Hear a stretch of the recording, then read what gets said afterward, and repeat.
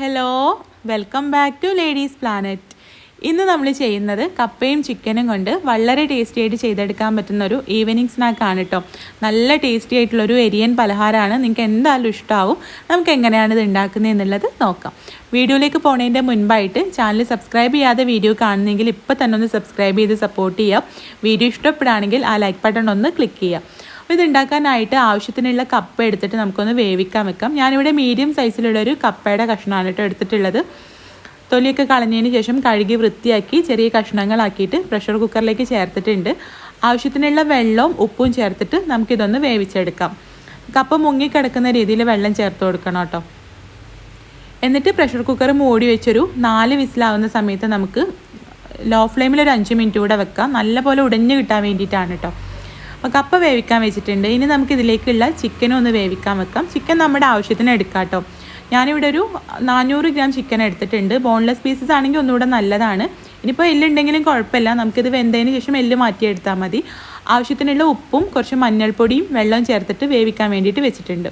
കപ്പയും ചിക്കനും വെന്ത് കഴിഞ്ഞാൽ നമുക്ക് ബാക്കി കാര്യങ്ങൾ ചെയ്യാം.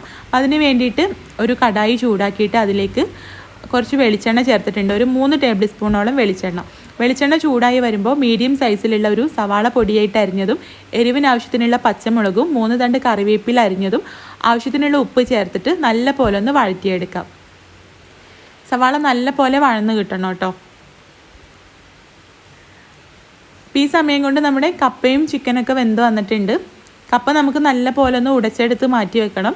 ചിക്കനിലെ എല്ലൊക്കെ മാറ്റിയതിന് ശേഷം അതൊന്ന് കൈകൊണ്ടൊന്ന് പിച്ചിയെടുത്തിട്ടും മാറ്റി വെക്കണം. കണ്ടോ, കപ്പ ഒരുപാടുണ്ട് കേട്ടോ. ഇത് മുഴുവനായിട്ടും നമ്മുടെ സ്നാക്കിലേക്ക് നമ്മൾ എടുക്കുന്നില്ല.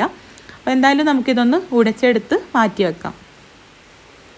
കപ്പ നല്ല പോലെ ഉടച്ചെടുത്തിട്ടുണ്ട്. ഇനി നമുക്ക് ചിക്കനിലെ എല്ലൊന്ന് മാറ്റിയെടുക്കണം. അപ്പോഴേക്കും സവാള നല്ല പോലെ വെന്ത് വന്നിട്ടുണ്ട്, നല്ല പോലെ വഴന്ന് വന്നിട്ടുണ്ട്.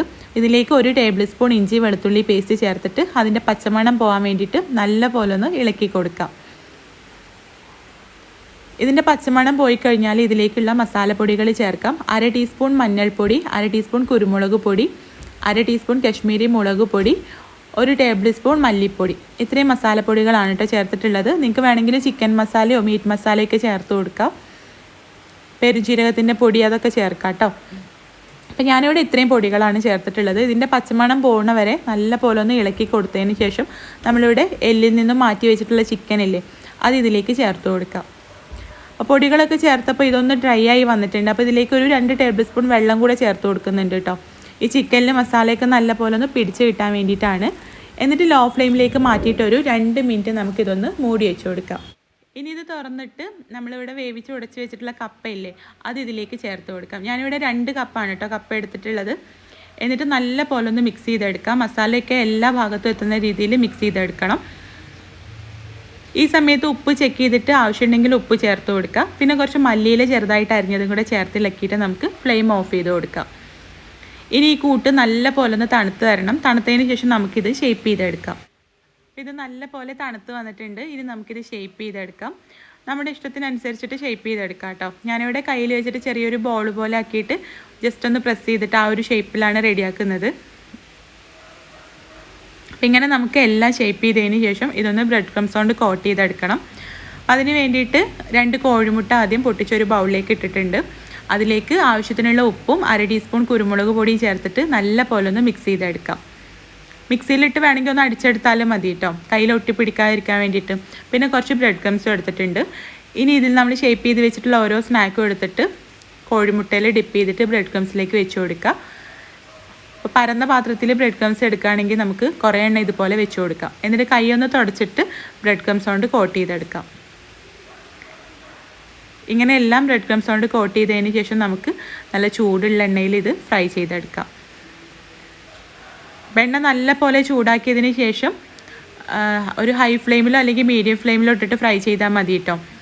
പിന്നെ ഇത് ഫ്രൈ ചെയ്യാൻ വേണ്ടിയിട്ട് എണ്ണയിലേക്ക് ഇട്ടിട്ട് എങ്ങോട്ട് മാറി നിൽക്കരുത്, പെട്ടെന്ന് തന്നെ ഇത് കരിഞ്ഞു പോകും. ബ്രെഡ് ക്രംസ് ആയതുകൊണ്ട് പെട്ടെന്ന് കളർ ചേഞ്ച് ആയി വരും. നമുക്കിതിൻ്റെ ഉൾഭാഗം ഒന്നും വേവേണ്ട ആവശ്യമില്ലല്ലോ. ആ ഒരു കോഴിമുട്ടയും ബ്രെഡ് ക്രംസ് ഒന്ന് മൊരിഞ്ഞ് കിട്ടിയാലും മതി. അതുകൊണ്ട് മീഡിയം ഫ്ലെയിമിലോ ഹൈ ഫ്ലെയിമിലോ ഇട്ടിട്ട് നമുക്കിത് ഫ്രൈ ചെയ്തെടുക്കാം കേട്ടോ. അപ്പോൾ ഇത്രേ ഉള്ളൂ. കപ്പ വെച്ചിട്ട് വളരെ ടേസ്റ്റി ആയിട്ട് ചെയ്തെടുക്കാൻ പറ്റുന്ന നമ്മുടെ കട്ട്ലറ്റ് ഇവിടെ റെഡി ആയിട്ടുണ്ട്. അപ്പോൾ തീർച്ചയായിട്ടും ട്രൈ ചെയ്ത് നോക്കണം കേട്ടോ. നമ്മൾ സാധാരണ ഉരുളക്കിഴങ്ങ് വെച്ചിട്ടാണല്ലോ കട്ട്ലറ്റ് ഉണ്ടാക്കുന്നത്. അപ്പോൾ ഇനി കപ്പ വെച്ചിട്ടൊന്ന് ട്രൈ ചെയ്ത് നോക്കണം. നല്ല ടേസ്റ്റാണ്, നിങ്ങൾക്ക് എന്തായാലും ഇഷ്ടമാവും. ട്രൈ ചെയ്ത് നോക്കുന്ന സമയത്ത് ഫീഡ്ബാക്ക് അറിയിക്കാനും വീഡിയോ ഇഷ്ടമായിട്ടുണ്ടെങ്കിൽ ലൈക്ക് ചെയ്യാനും ഷെയർ ചെയ്യാനും കൂടെ മറക്കരുത്. അപ്പോൾ നമുക്ക് അടുത്ത നല്ലൊരു വീഡിയോ ആയിട്ട് കാണാം. താങ്ക്